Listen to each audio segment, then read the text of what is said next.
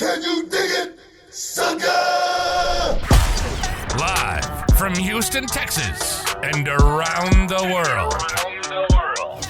Join the 6-time World Heavyweight Champion, 2-time WWE Hall of Famer, and WWE NXT announcer, Booker T. Booker T. Alongside his right-hand man, the BOAT, Brad Gilmore, as they discuss everything from inside the ring to the backstage and beyond. It's time to get your champagne wishes and caviar dreams. Welcome inside the Hall of Fame. Now, can you dig that?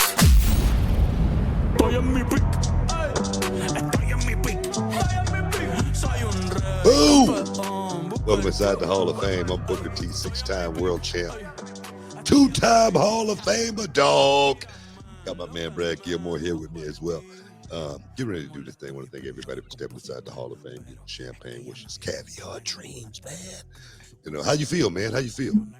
Book, I feel great. I feel like it's been too long since we got to chop it up on the Hall of Fame. I know last week, travel and things, government shutdowns prevent us from, our travel schedules were crazy, but we're back. We had an incredible Reality of Wrestling Platinum for everybody who checked that out last week. Sold out. I'm still getting text messages from it almost a week later. People are talking about it. So it was great. It's great to be back with you, Book. People gonna talk about it, man. People gonna talk about it.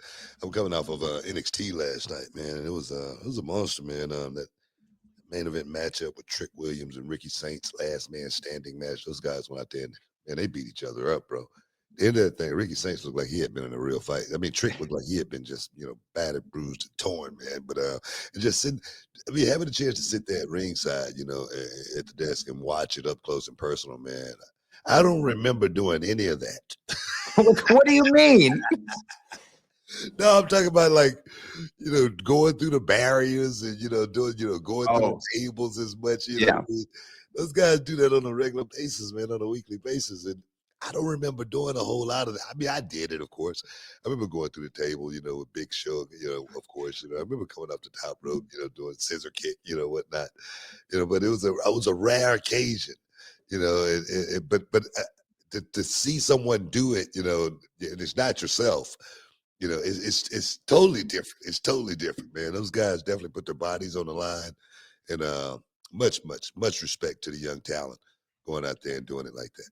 Let me ask you this. When's the last time you watched some of your old stuff? The reason I say this is because, every now and then in the algorithm, Booker T clips will pop up in my feed, right? And I'll see some old match or whatever. And man, every time you do the Harlem sidekick, it would shock me how high you would get. And I guess it's because the guys were taller back then. You had to get up there, right? But you would get so high on that thing, man. I'll tell you what, that was one of my favorite moves, actually. And the reason why it was originated from when me and my brother used to do it. My brother used to hold a guy up even higher. And I would jump up and actually kick the guy over my brother's head. I would go all the way over his head, boom, and whack the guy. And it was just like, wow, But I had hops, man, back in the day, man. I had hops, especially before I tore my PCL, and that was way before I ever got to WCW. So I can only imagine how high I could have jumped if I wouldn't have had a torn PCL my whole wrestling career. Well, I know that you didn't play organized sports in school, but I'm sure you played some pickup games. Oh yeah. I love going to the park and playing with the boys. You know what I mean? But I wasn't, formally trained or anything like that. What I could do on the court, I pretty much picked up on my own. But I could dunk the ball. I used to play ball with this guy named his name was Kevin, and he taught me a whole lot in this apartment complex I used to stay at. Man, he taught me a whole lot about basketball because he was really, really good.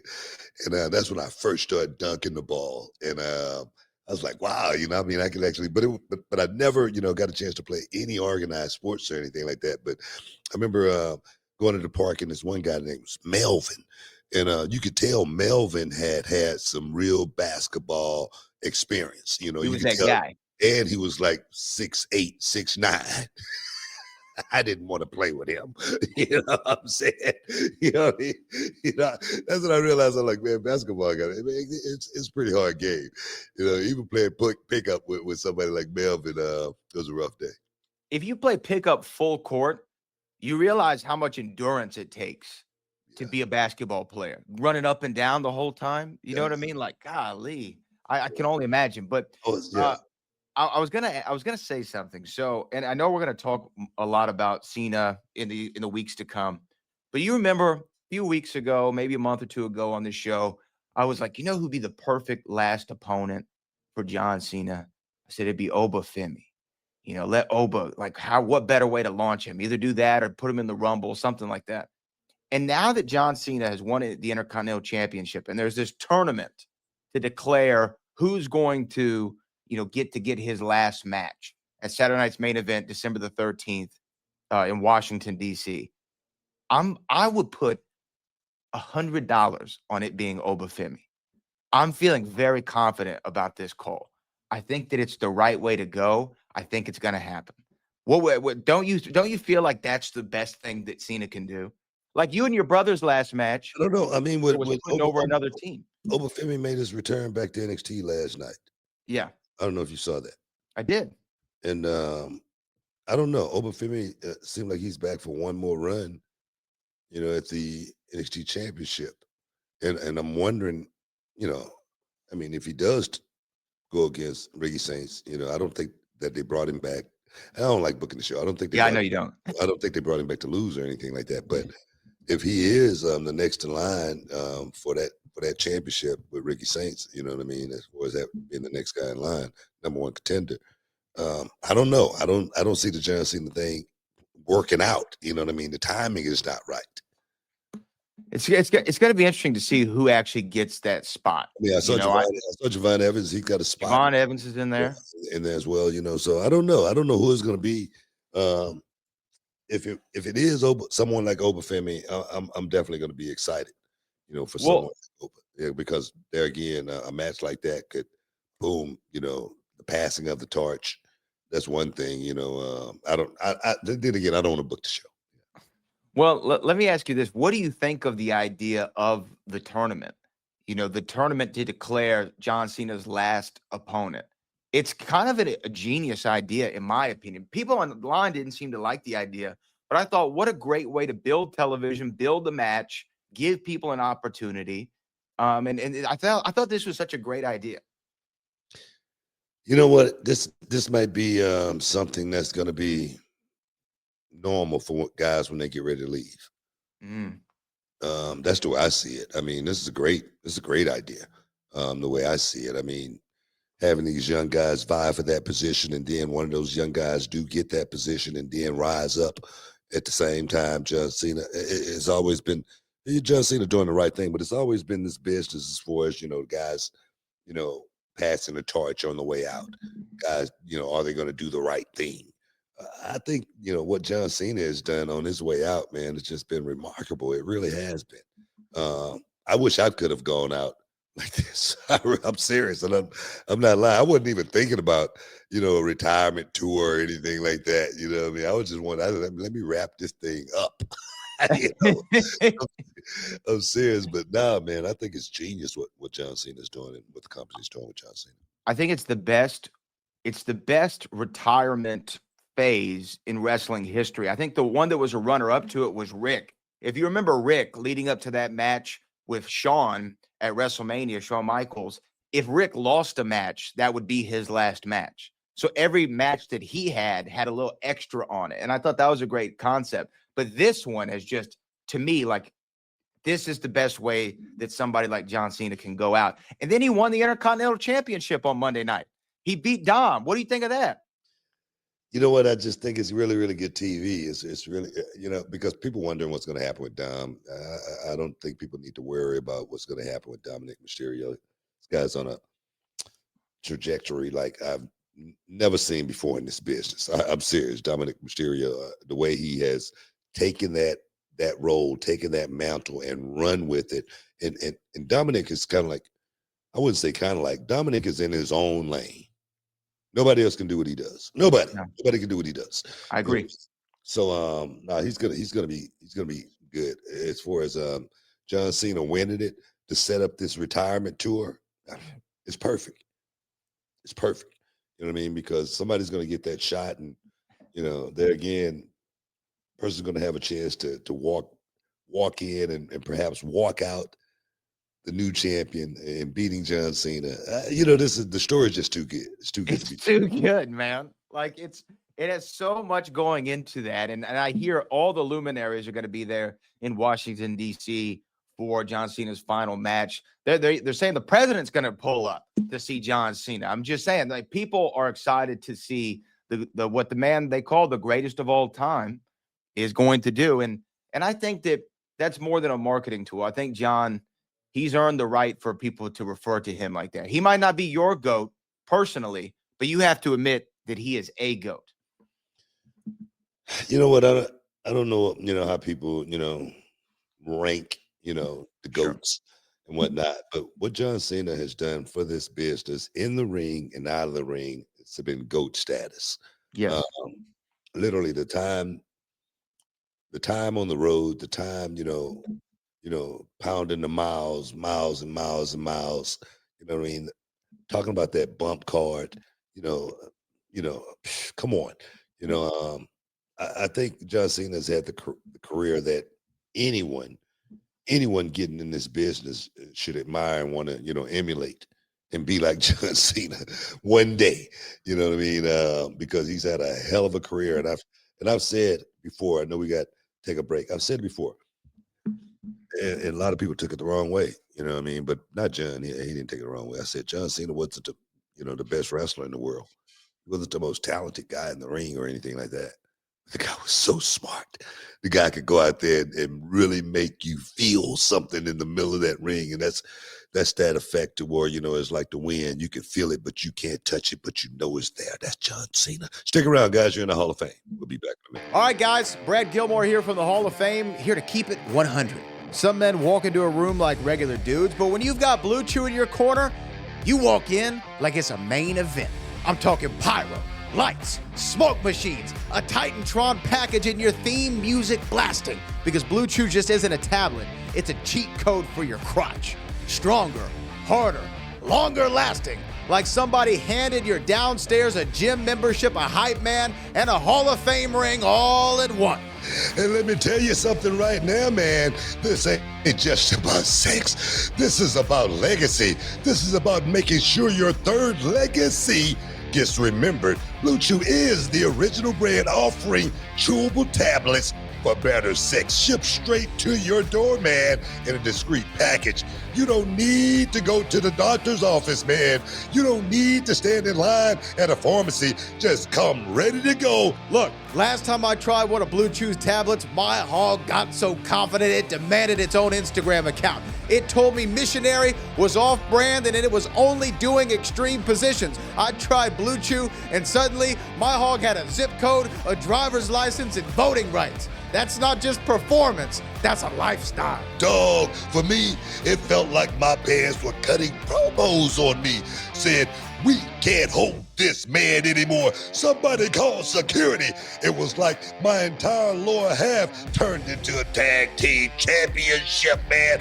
And my brother, sometimes it's not even about the action. It's about walking into the room knowing you're holding a steel chair under the table, man, ready to go whenever the bell rings. Look, this just isn't a supplement. It's an erection resurrection. And the truth is, it's not about what happens in the bedroom. It's about knowing that you're that guy. You want to give her group chat something to talk about? You want to hear your name come up at brunch? Lay it down with Blue Chew's help. And believe me, they'll be talking about how it gets up. And that's real talk, guys. You only get one career, one championship run, and one chance to etch your name in the history books. Don't leave your legacy to chance. Step into the ring with Blue Chew and become a legend. And we've got a special deal for our listeners. As always, you get your first month of Blue Chew free. Just use promo code BOOKER at checkout and pay $5 for shipping. That's it. Join Blue Chew's mission to upgrade humanity one thrust at a time. Use promo code Booker, BOOKER, and head to BlueChew.com for details and safety information. Want to thank Blue Chew for sponsoring the podcast. Now, can you dig that, sucker? Can you dig it? Houston, get ready to rumble with the Hall of Fame on ESPN Radio. That's right, Booker. We're bringing the heat Tuesday through Friday right here on the Houston airwaves on 97.5 and 92.5. We've got the exclusive scoop on wrestling, boxing, and everything in between. Join us for the smackdown of sports talk and don't miss a moment of the action. The Hall of Fame. Now, can you dig that, sucker? Hey guys, it's Brad Gilmore from the Hall of Fame with Booker T, and you know, we talk a lot about trust on this show.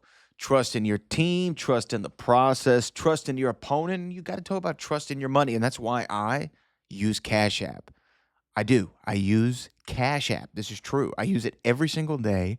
It's where I have a card with. It's where I exchange currency with, whether I'm getting a haircut, whether I'm getting, some lawn services, whatever the case might be. I use Cash App because it's fast, it's secure, and it makes handling my money so simple. So whether I'm splitting a dinner bill, splitting money with a friend, checking my balance before a big weekend, it's all right there in the app. So if you download Cash App today and use our referral code, which is SECURE10, for $10 when you sign up. That's SECURE, SECURE, the number 10.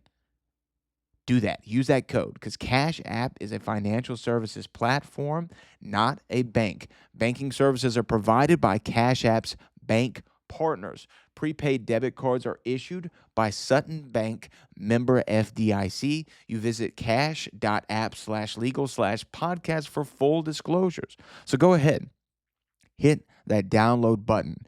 Use my code SECURE10 and join the millions of people already using Cash App to make life easier. Trust me, you'll be glad that you did it, okay? SECURE10, SECURE10, SECURE10. And remember, Cash App is a financial services platform. It is not a bank. Banking services are provided by Cash App's bank partners. Prepaid debit cards are issued by Sutton Bank, member FDIC. Visit cash.app/legal/podcast for full disclosures and use Cash App today. Booker and I use it. You should use it too. Cash App, Cash App, Cash App. Boom. Welcome back inside the Hall of Fame, man. Again, I want to thank everybody for stepping inside the Hall of Fame. Hey, guys, if you guys got anything controversial you want to talk about.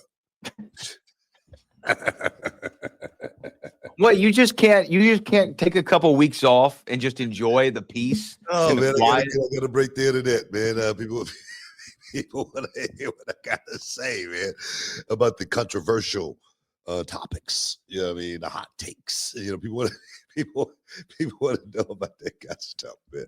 Seriously. Well, you know what? What do you think? Well, I just want to get a few reactions before we get into anything controversial.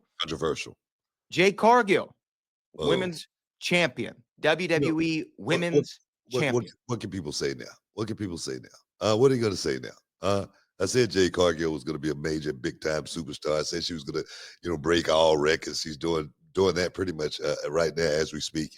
And now she's the champ. All right, now she's the champ. Well, what are people going to say now? How do you just put the title on or whatever? People are always going to have something to say, but my thing is this.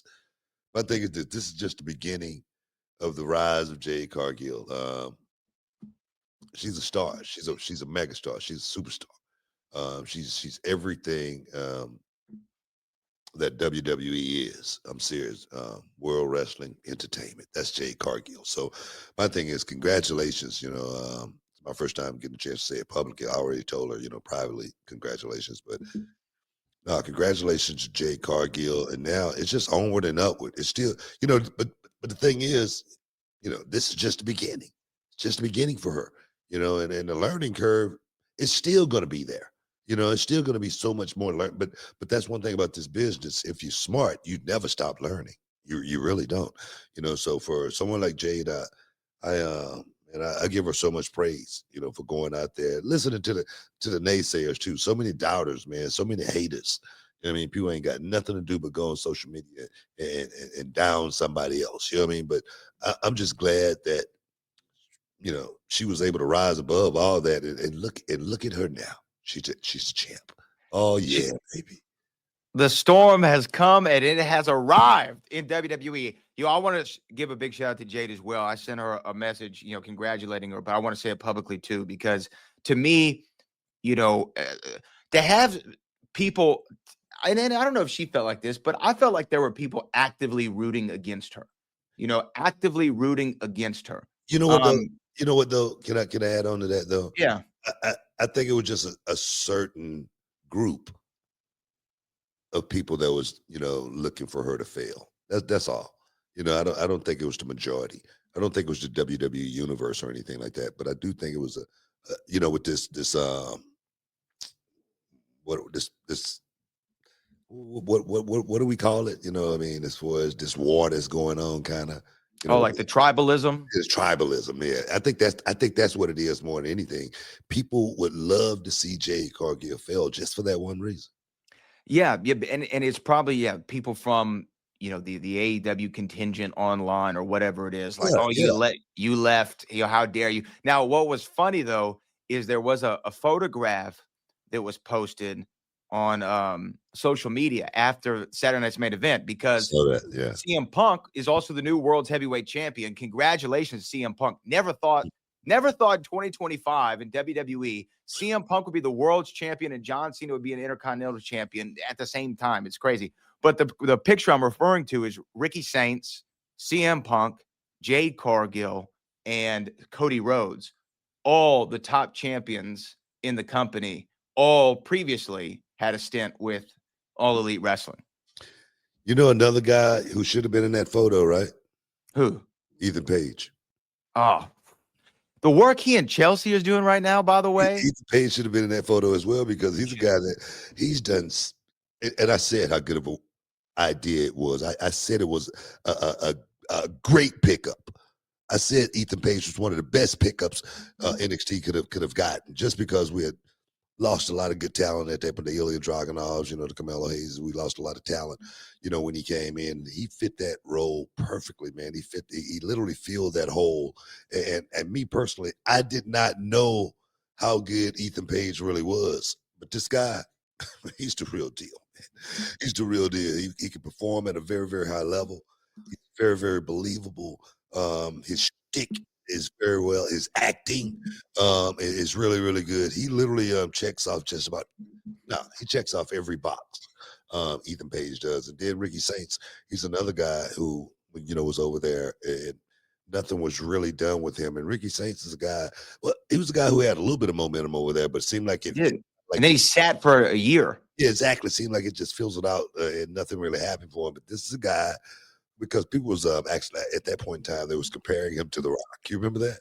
Yes. This guy got rocked. He didn't do himself a lot of favors either. With the haircut and the shirts, like it was an easy call. Well, but Rock like charisma. You know what I mean? Yeah. If you're a guy that's in this business, you want that, right? Hell yeah. You want that, that comparison, you know what I mean, with The Rock. So me personally, I thought Ricky Saints was a guy who had something, but then coming over here, coming over to NXT, here, like his mind. Coming here. Yeah, coming to NXT, this guy has proved to me he's a real worker. He's a real performer, and he knows what the business is truly all about. So a guy like that, man, I can use him on my team on a regular basis. So I give all those guys a hell of a lot of credit, man. So yeah, big ups. Yeah, big ups to the former AEW stars who are now top stars in the WWE. And I don't want to say it because I think I've belabored the point probably too much. But I'm just saying it's just so parallel to what happened 20 years ago or 25 years ago. It's so similar. It is, where like older stars are going one place and the younger stars who aren't being utilized as much are jumping to the WWE and becoming the next generation at a high level. It's so interesting. It's just almost the same story. Yeah. You remember Stone Cold Steve Austin and guys like The Undertaker, you know, to make Foley's. All those guys would jump ship and went to WWE. Jean-Paul Levesque. They all became major big stars, man. You know, so no, man, it is a parallel.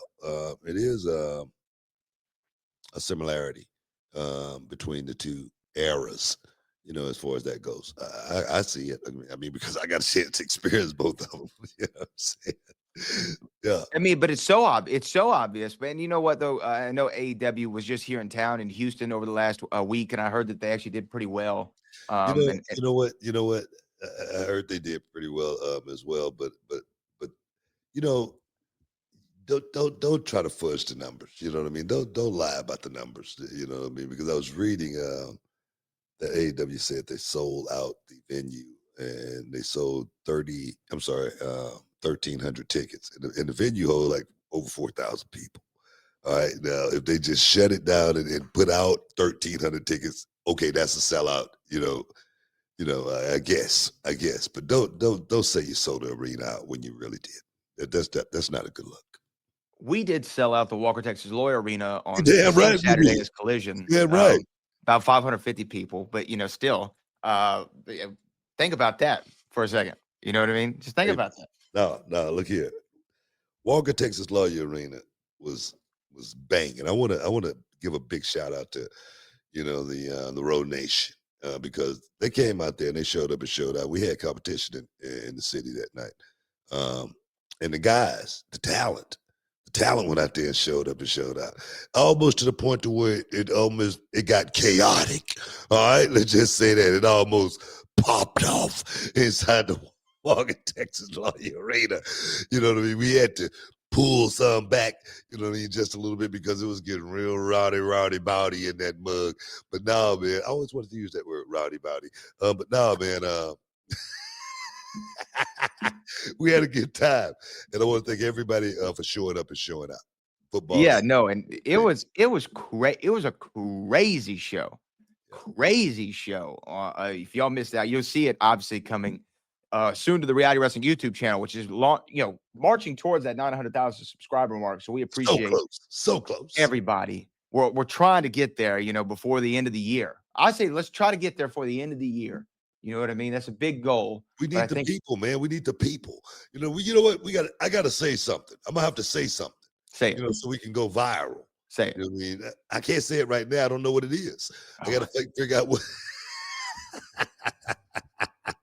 I got to figure out what I'm going to say where it go viral, and then every algorithm kick in, and everybody just, I got to do something. Think of someone who you don't hate, and in the next segment we can just say that you hate them, and they won't even listen to this part.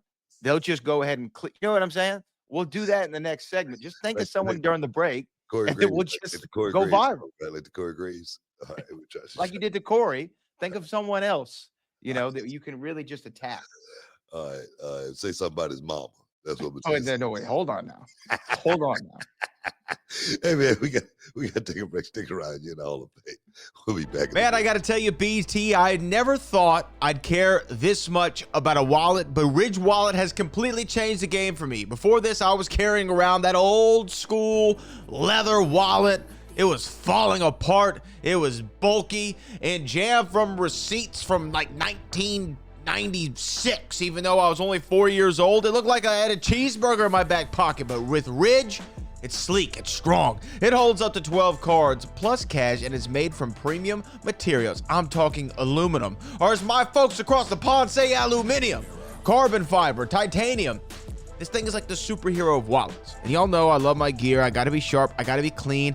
Ain't nobody dope as me. I'm just so fresh. So yeah, I'm so fresh and so clean, and I also need to be functional. So this is what is huge for me. This wallet has RFID blocking tech, so nobody's stealing your info while you're walking down the street. That's peace of mind.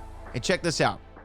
Mine is made of carbon fiber, but they have 50 colors and styles to choose from. It's the last wallet you'll ever need. And with Ridge's lifetime warranty, it's not just hype, is real.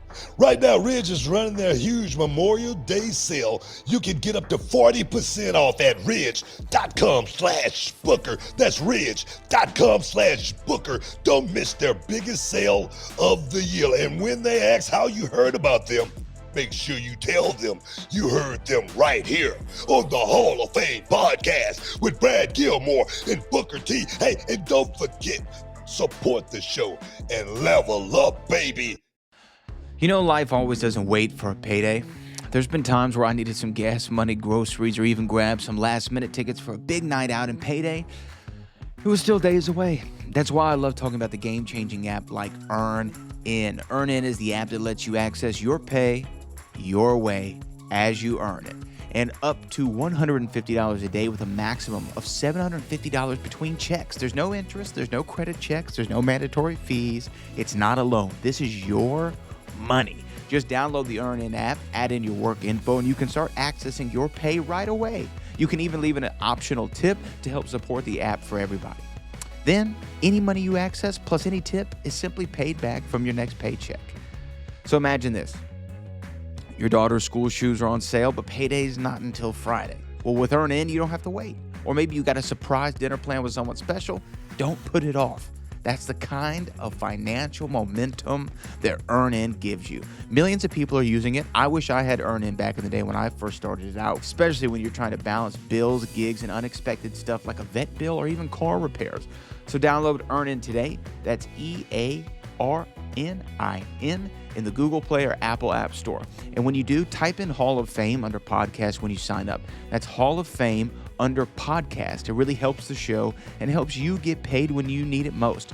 Earn In is a financial technology company. It's not a bank. Access limits are based on your earnings and risk factors. Standard cash outs take 1 to 2 business days. Expedited transfers are available for a fee. Tips are voluntary. Well, join me right now on the line is an actress whose name you know, and she is bringing one of the greatest women's boxers of all time story to life in the new movie Christy, which is out November the 7th. The one and only Sydney Sweeney joins us. Sydney, how are you? It to turn I'm good, thank you. How are you? I'm doing well. Look, congrats on the film. I know this is a story that you're so passionate about, and I know that you helped bring this to life. How does it feel that people are finally going to get to see this movie? I'm so incredibly proud of it, and I'm just cannot wait for people to see this. Christy is one of the most inspiring women that I've ever met in my entire life. So it's a privilege to be able to bring her story to the big screen. What was the appeal? What was the appeal about her story in particular that made you go, okay, yeah, this is the story I want to do? I mean, there's so many different layers to it. One, the fights that she's had, not only within the ring, but outside of the ring are just mind-blowing and tremendous, and the woman that she is still today is so inspiring and impactful. I think that her story, like she says, she hopes it saves lives, and I really think that it will. And then just the trailblazer and underdog that she was, she's fascinating as an actor, getting to play a character that was so multifaceted and complex and had the crazy complexities in life that she had to deal with. And then also getting to fight in a ring. That's always a really good time.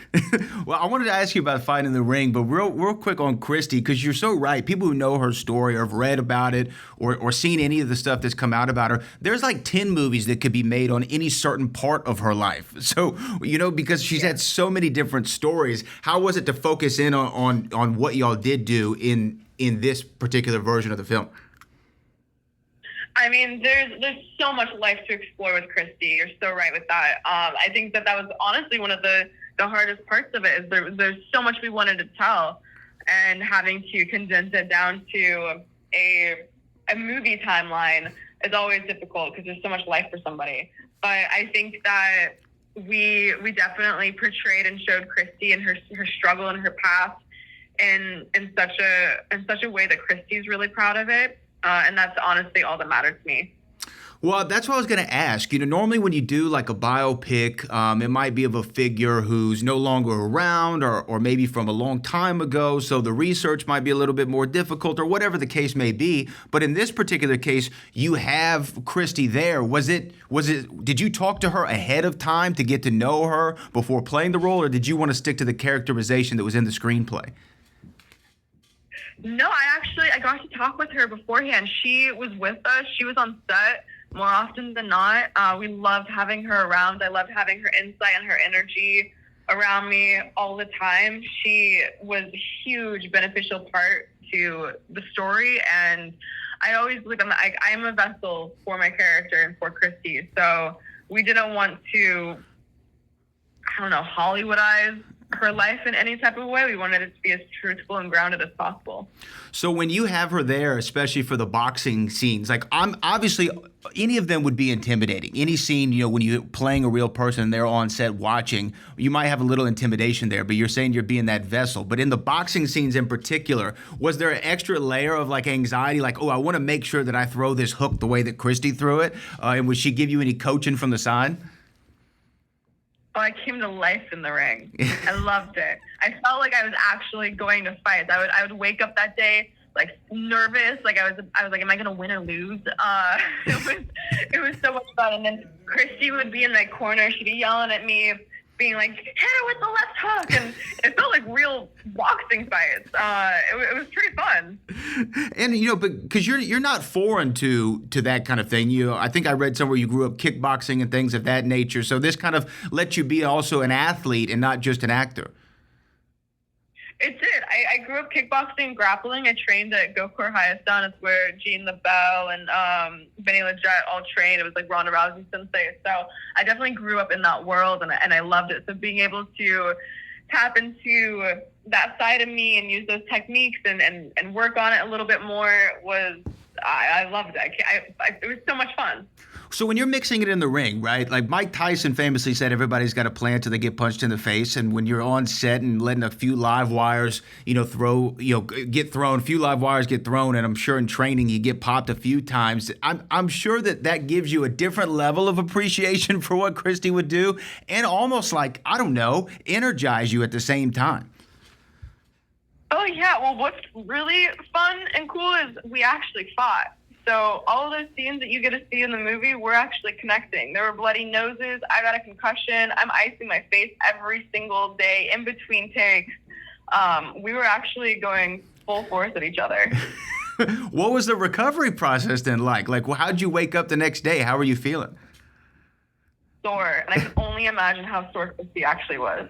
I can only imagine. Anytime I get to go to Vegas and watch some of the great fighters fight, you always go like, man, this is a hell of a way to make a living. The sacrifices that they go through. But I feel like boxing, the reason I think boxing movies work so well is because it is such a perfect life's metaphor. Boxing is. It's the sweet science. It's being ready to counterpunch, being ready to change your strategy at any moment, having to fight back through adversity at each round. It's just such a beautiful backdrop for a story. It is. I mean, I've always appreciated fighters. I think that it's definitely it's sometimes more of a mental game than physical. You know what's interesting is like when I read up on this film, people are describing it as Sydney Sweeney like you've never seen her before. But I always feel like that's your superpower. Is I don't think that you do the same thing twice, whether it's Anyone But You or Americana or man. When I saw you in Eden this year, I mean, what a performance you gave in Eden, and something like so unlike anything you've done before. Like that's kind of the Sydney Sweeney superpower, is it not? Thank you. I mean, I love challenging myself in new ways. I fell in love with acting because I get to play so many different characters. Like that's what's so fascinating and cool about my job is I don't get to be the same person twice. And so I think that when I take that approach and I try to find different roles that challenge me and scare me in new ways and are just completely different from one another. If I could ask you about Eden real quick, because I really did love that movie and the way that Ron Howard, I mean, everybody in that film, I felt like gave a performance that I wasn't used to seeing them in. How was it working with somebody like Ron? Oh my God, it was a dream. I mean, Ron Howard's a legend. Right. And what was so cool is this is his passion project for the last 30 years. He's been obsessed with it. And so being able to be a part of bringing this to life for him was such a treat to be able to watch and see happen. And I mean, I was just picturing myself that I was working with Ron Howard, so it was pretty cool. What a strange story, too. What just a strange story Eden was, but so fascinating. In the same way that Christy is. So let me ask you this. You finish the film. It goes through the edit. When you see the first cut, do you see it with Christy, or have you seen the movie with her yet? I have. I've seen it with her a few times, and it's been an experience every single time. I remember the first time I got to see it actually with her was at TIFF, and she was sitting right in front of me. And every single time Lisa would lean over and give her a hug or squeeze her hand, I would just start crying. Oh, it was such an emotional experience. I can only imagine, but like, were you kind of watching her out of the corner of your eye to see how she would react to certain moments, or did you just kind of stay focused? I mean, she'd seen the movie before, so I knew what she thought of it. She'd called me right after. She was like, Sydney, I felt like you went back in time and you lived those moments with me, or how else would you have known that's how I did that, or I moved like that, or I said that. So that's honestly like the greatest compliment I could have ever received. One of my favorite things about movies such as yours, and Christy again in theaters November the 7th, we're talking to Sydney Sweeney, or when I go to a live show or any Broadway production, whatever it might be, I love the conversations I have with my wife in the car afterward. Just whatever that art inspired, right? Not only talking about did we like the movie or not, but what the movie says. What do you want the car conversations to be after people see Christy on November the 7th? I hope that they encourage other people to see this film. Christy says that she hopes that this movie saves lives, and I really think that it will, and I hope that it does. I hope that it opens up the doors for others who might be in similar situations to see that they have the strength within themselves to get out, and I just hope that it starts a conversation. Well, you know what? I'm sure that it will, Sydney. It's been a phenomenal chat with you. Congratulations on all your success, and congratulations on Christy. Everybody definitely go check that out. Sydney, I really appreciate you. No, thank you. I appreciate this. Thank you so much. You have a good one. Hey, what's up, y'all? It's your boy, Booker T. And before we get rolling today, man, this message right here is sponsored by Raycon. That's right, Book. Raycon's everyday earbuds have officially become the go-to gift for this holiday season. They sound great. They look great. They last all day long and then some, with 32 hours of battery life. Yeah, dog. And that's no cap, man. These things are built for real life, and I wear mine all the time, and they stay in place. They don't fall out, and they're comfortable as can be. Over 4 million people already got a pair, man. And if you've been curious, now is the time. Oh, yeah. You're right, BT, because here's the deal. Black Friday, Cyber Monday, Raycon is giving up to 30% off all products. It's perfect for gifting. And if you're like me, you're going to keep a couple pairs for yourself. You know me, man. I love my gadgets, man. And these everyday earbud classics are loaded with upgrades. You got that active noise cancellation, multi-connectivity, and you can hook up to 2 devices at once. And they got that ergonomic fit. Stay put no matter what you're doing, man. Oh, yes. And the colors, I love them. I'm rocking with that cool mint, but they also got blush violet. They got matte black. They got all kinds of different options. It's not just earbuds. It's an accessory that matches your vibe. And get this, you can quick charge these bad boys. 10 minutes get you 90 minutes of playtime. 32 hours total with the Case Plus awareness mode. I love it, man. You could use it when you walking the dog. You know, me and Rover, we do it all the time, and you can still hear everything going on around you. That's a game changer. Oh, yes, man. Yeah, man, I actually use these every day, and I mean it. I use this. Booker uses this. We all use Raycon, so you should use them too. Over 3 million people have already got them, man. 3 million, 4 million, 5 million. It's going to keep on coming. And they come with a 30-day happiness guarantee. So if you don't love them, no worries. Easy return. That's right, dog. Nothing to lose, but everything, and I mean everything, to gain. So don't wait. Raycon is going big for Black Friday and Cyber Monday. Everything's up to 30% off. Just click the link in the description or go to buyraycon.com/POA. That's buyraycon.com/POA. and save on Raycon audio products site-wide. Buy Raycon.com/POA. Don't miss out. Don't get shut out, sucker. I think we got it. Hell yeah. Hey, what's up, Nashville? It's your man, Booker T, 6-time world champ, 2-time Hall of Famer. Wake up, man, and get in the ring with the Hall of Fame. Every Saturday morning, book at 8 a.m. We're coming to you live on 102.5 The Game, Nashville's home for sports talk. We've got the knockout conversations, the legends, and all the sports insight that you crave. So check out Booker T and Brad Gilmore every Saturday morning on 102.5 The Game. Now, can you dig it? Boom! Welcome back inside the Hall of Fame, baby. Hey guys, you got any comments? Make sure you guys send that super chat in. Do it now. I do it for you. We're getting ready to roll up out of here really quickly today. It's only going to be an hour show, but we're going to make sure we get to all of our super chatters no matter what. But I don't know, man.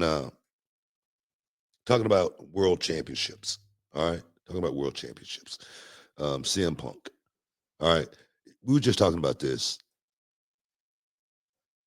a few weeks back. And we was talking about, Jey Uso, who's going to be the guy. And I said, man, CM Punk came back to WWE to finish the story. All right.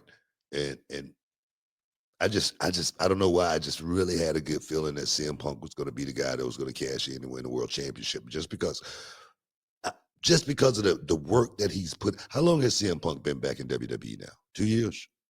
Yeah, since November 23. Yeah, exactly. So, it didn't happen overnight or anything like that.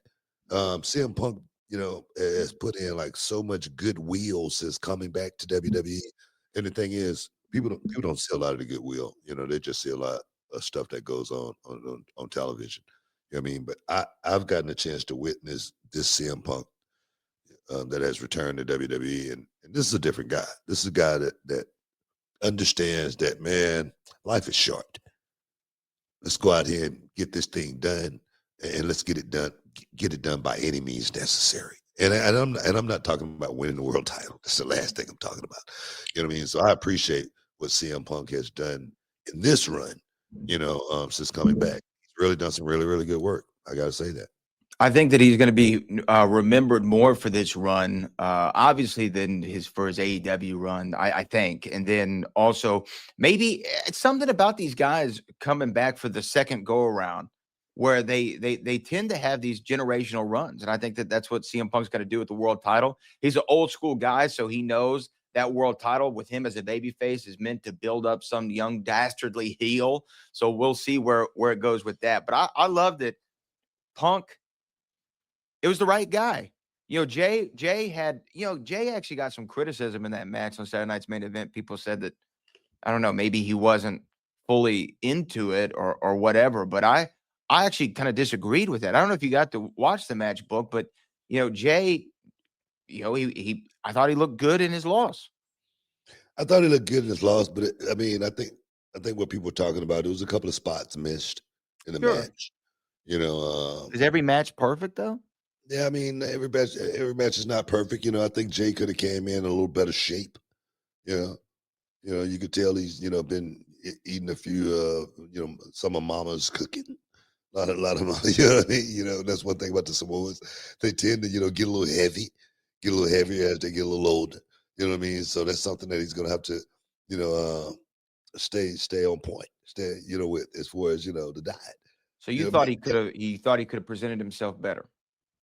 I'm not going to sit here and say, he looked like he was in the best shape of his life or anything like that. But one thing about being on the road, it's hard. It's hard to stay in shape and travel, and, eat properly. Man, it's so freaking hard. And then go in the ring and perform, at a very, very high level.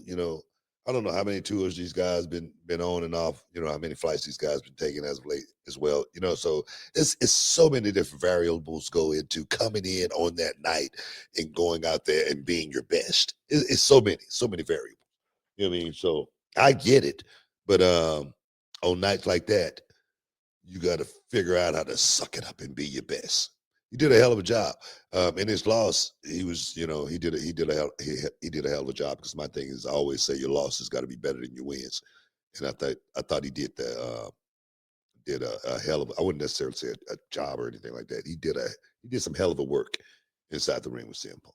Let me ask you, do you feel like his world title window is closed, or is he now a solidified guy in that scene? Jey Uso, I think he's solidified in that position, but he's going to have to work his ass off to get back to the world championship. That's what I'm talking about as far as being in shape. He can't rest on his laurels.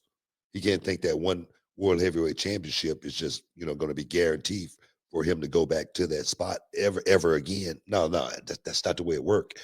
You know what I mean? That's why I say he's going to have to put in some work. And that's just my humble personal opinion. And he know I love him more than anything. And he know I wouldn't be saying that if it wasn't true. When you won your first world title, did you feel like you were solidified in the main event scene, or did you feel like, bro, I'm going to have to really show up and show out now? I made a bold statement when I won the world championship, and WCW, they granted it. I said I was going to defend the championship on house shows, all television events, and pay-per-view. And I did it. Sure, about 2.5 weeks in, you were like, oof. I was like, what was I thinking? But no, I wanted to prove that I was going to be a different type of champion, because they had not been a champion like myself since Ron Simmons. Okay. So I said, I got to do something different. I got to go out and show how good of a performer I am in the ring with anybody they throw me in there with.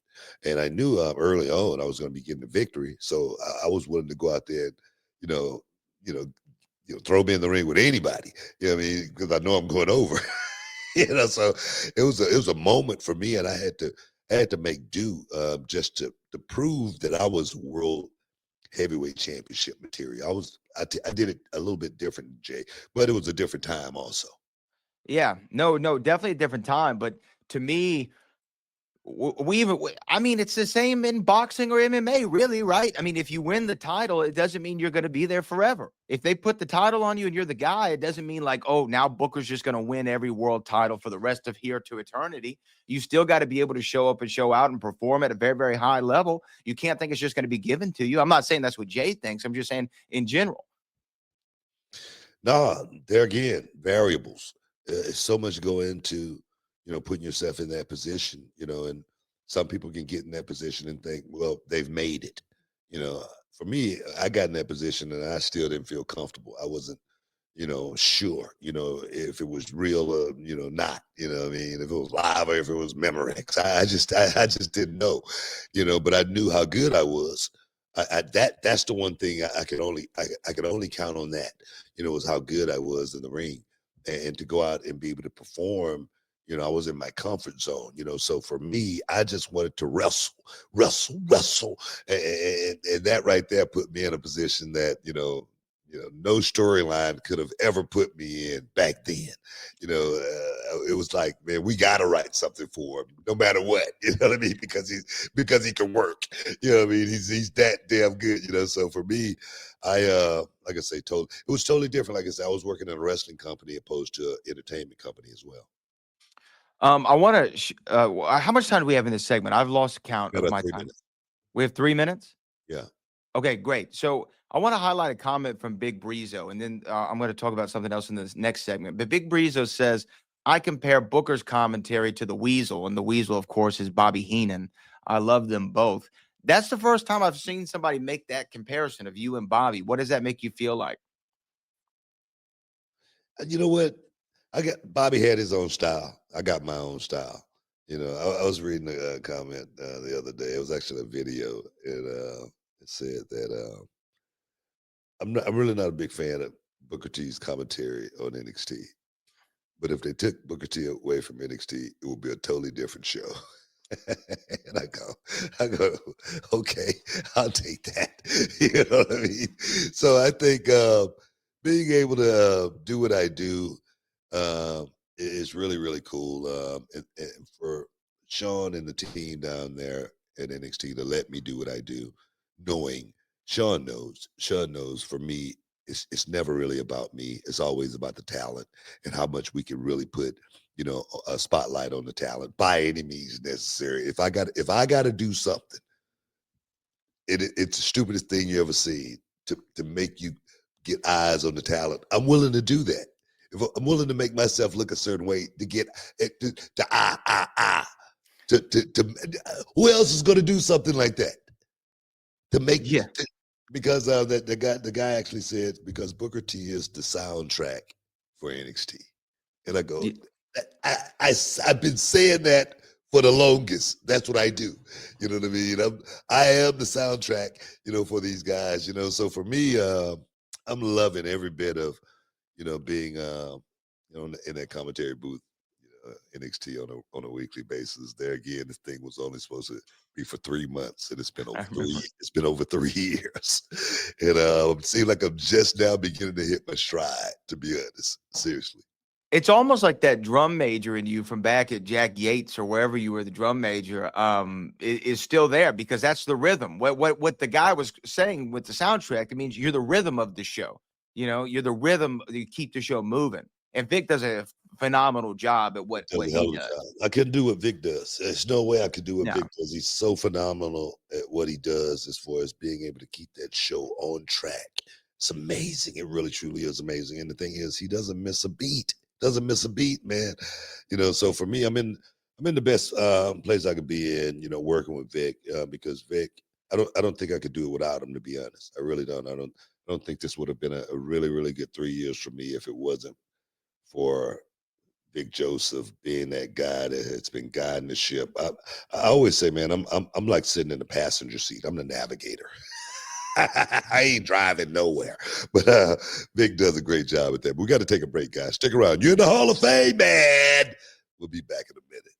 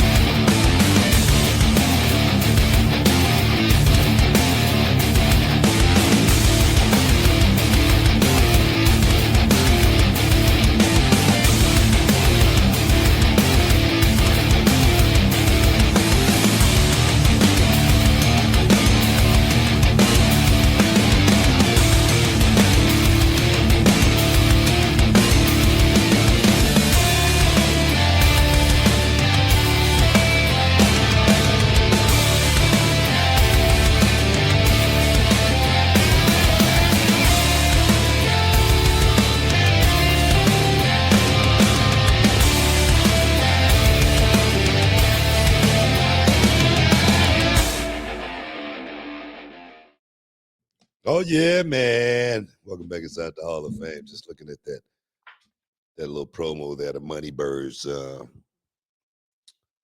was asked about just last week. So man, we might be putting something in the mix with the birds, man. The birds, the bird. The bird is the word. Oh yes, man. I'm just saying. You like that, huh? Bird. Yeah, that's good. But no, man, I know we're getting close to wrapping this thing up, but what you got before we want to get up out of here, man? There's a couple things, but one, I want to talk about this comment from Ronda Rousey. Did you see you saw the Ronda stuff in the news? I think it was maybe late last week. Could not miss it. I could not miss it. Or being the GOAT? She said that yes, and she also said that MMA fans don't have reverence for their legends. Yeah. It's like as soon as you lose one fight, you're not S. You never were S. On to the next one. That was a really bad take. Yeah. That's a terrible take. That was a really bad take from Ronda Rousey because I think the UFC guys get treated very, very well after the careers are over with. Some of them, by the fans, yes. By the fans. I mean, the majority of them. I mean, some of those guys, I mean, they got hit in the head so many times they lose their damn minds, like a BJ Penn and what he's going through right now, who's still a legend. I think people still love him.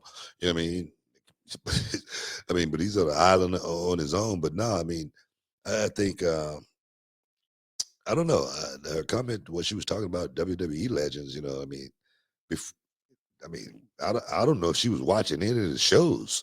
how the legends got treated when they came back to WWE, back in the day. You know what I mean? It wasn't the greatest thing to come back to, you know what I mean, for a lot of guys, but it's what now, made Big Show leave the company, right? and Mark Henry as well, so no, now my thing is, Ronda Rousey is just, I don't know what her problem is. I don't know why she's so mad. She did a great thing for the sport. She really did. Incredible. And she should embrace that. She should embrace, what she did and who she is and who she was. You know what I mean? Because she really, was great for the sport. But every sport evolve. Every sport get better. You know what I mean? The blueprint wasn't even really, drawn when Ronda Rousey first, came into the UFC and women fighters start actually fighting. It wasn't really any structure to it. It was like, you fight, this girl, you fight. It was, come on. But did she come in at the right time? Yes, man, she did some great things. But when I don't know. I don't know why she's so bitter. I don't know why she's so bitter. The wrestling world let her in, and I think the wrestling world embraced Ronda Rousey. Embraced her. And then she just took a big crap on professional wrestling immediately when she left. And then sometimes even when she was there, why? I don't know. You know what I mean? But some people, you're never gonna, understand what their agenda is. You know what I mean?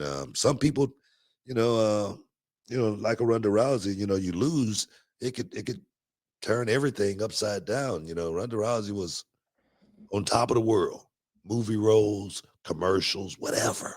And then, but there's, that same road that you travel up, you're going to travel back down that road, and you can make it as bumpy as you want. I think that's what Ronda Rousey's going through right now. She's just going down a bumpy road. Well, to me, it's like, don't complain about answered prayers. You know what I mean? Like you're a legend in the UFC. You wanted to come into wrestling. Wrestling embraced you. The fans embraced you. And for some reason, there's a bitterness. And then she even took a swing at Joe Rogan, because she was on Burt Kreischer's show, and Kreischer was like, "Oh, he and her can fight." And he was like, "I'll have Rogan train me." And she said something like, he wouldn't know what to do. He's not an expert. He's just a fan. Taekwondo isn't fighting. Yeah. It's crazy, you know what I mean? And Joe Rogan was one of our biggest supporters at one time. The biggest. He was talking about she could beat Floyd Mayweather, stuff like that. That's what I remember. I remember that. But when she lost, I think Joe Rogan had an honest opinion as well, you know what I mean, about Ronda Rousey. You know what I mean? We said kind of what you just said, especially when she fought Amanda Nunes. It was a runaway freaking train, that just ran over. And then, the Holly Holm fight, Holly would just, bet her on her feet as a boxer, as a fighter, and I don't think that was a diss or anything like that. It was just the truth. And I think with a lot of people, man, sometimes the truth really hurt. That can make those kind of people feel like, the whole world is turning their back on them. Yeah, well, I don't know. I hope Ronda doesn't get, some of the vets in the business, you saw some of the boys in the wrestling world, they can get real bitter as they get older. And I don't want Ronda. Yeah. I don't want Ronda to get bitter. Well, she's already there. She's already there, bro. Any more than. I don't know if it's how she can come back from this. I don't think the wrestling world is going to embrace her ever again. I know she's in the gym training right now, and that's a good thing. Just for her mental state. Trying to just get back in there, and and I can still do this. But I think the fight game has passed her by. I think the wrestling world has passed her by. But that doesn't mean the world is going to forget about Ronda Rousey, and that's the part for me that I don't understand. Why is she trying to make the world turn against her? I don't know why. Because, like I say, I think Ronda Rousey, anywhere she should show up, she should be praised. She should be. Yeah, absolutely. To me, and like I said, man, your losses could be better than your wins. Yeah. And I give Conor McGregor a lot of respect for the way he handled losing most of the times. Most of the time, except for the final one with Poirier, right? Yeah, the Poirier fight. Yeah, that's where the he's sitting there talking. Well, but your wife was in my DMs. You could tell, he knew it was all over at that point. Yeah. So he would just be like, man, I'm gonna just throw anything out there. I'm gonna throw it out there. I don't care. And you could tell that, you know what I mean? But like when he lost to Nate, which was like the momentum stopper for him, he was like, he was the better man tonight. He went out there and fought a good fight. I'm looking forward to fighting him again. And that's what you're supposed to do. So I don't know what happened with Ronda. We got a couple of super chats before we head up out of here, BT. First one comes from Mike Wootson. Westside Gun. What do you guys think of Westside Gun being ejected from the show? I know he made AEW songs for Hurt Business, but is it due to his songs about WWE guys? So I saw something like a little bit about this. I really don't know what happened. I just got to say this before you get started. Click, click. Bang, bang.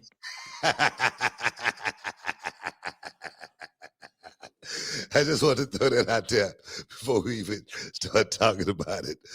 But I don't really even know what happened with Westside Gun. Westside said he was there at 8 o'clock, and at 8:03, they was telling him to bounce, get up, raise up out of here. Get up out of that seat. We got it, warm for somebody else. You know what I mean? But I don't know what happened. But I do know if I paid $5,000 for a ticket, I'm going to sit in that seat. I'm going to want a refund or something. I don't know. I don't know what the deal was. I really don't, because thing is, no one has really elaborated on it. He just said he got threw out. He didn't say why.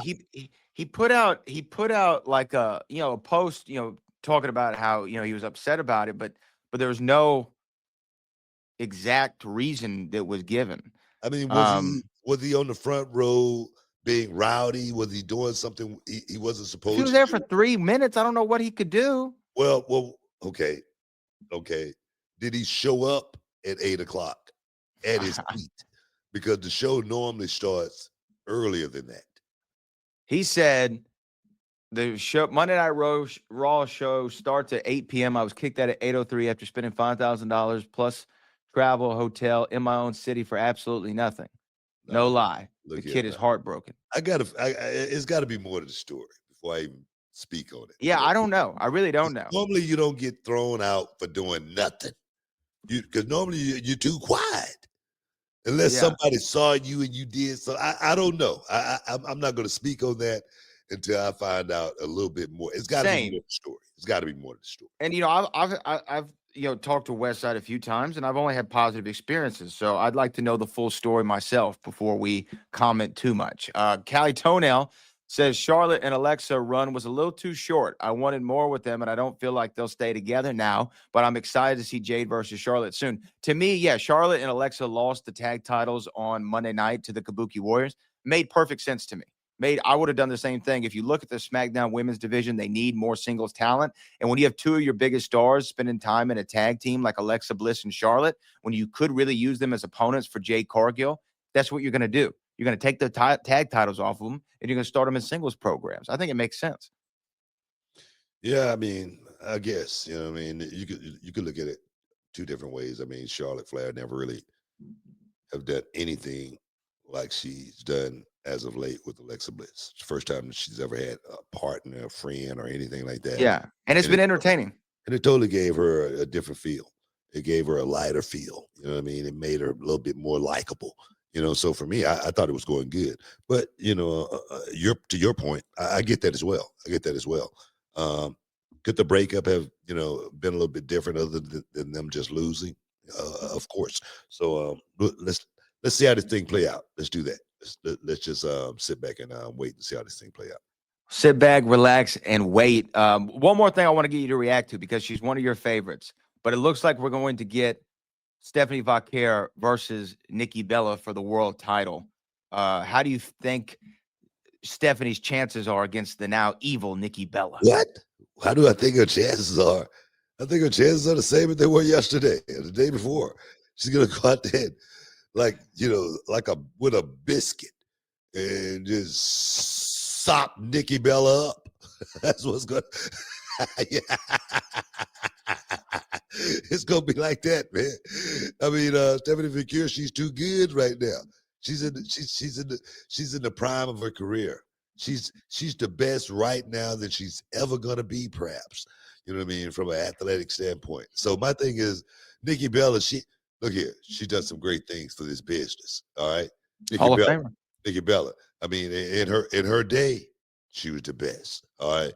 I mean, no doubt, compared to anybody. Nikki Bella. But those days are far gone, man. Those days are past now. It's all about Stephanie La Primera, your champion, your El Gran Campeon. Oh, yes, man. So now I'm looking forward to it. Yeah, get your biscuit. Sop her up with a biscuit. Sop. I don't even know. I never hear the word sop unless biscuit is connected to it. I don't even know if I know what sop means. Yeah, you ever had a biscuit and some gravy? Of course. You I'm put sopping the biscuit with gravy. You put the gravy on the biscuit. You do the biscuit on the gravy, get it nice and moist. You sopping up the gravy juice into the biscuit. You feel me? And then you take the bite. You understand? So that's all it is. I don't know if you know what you're doing or not sometimes, but it's funny either way. Oh, man. But I think we got to get the hell out of here.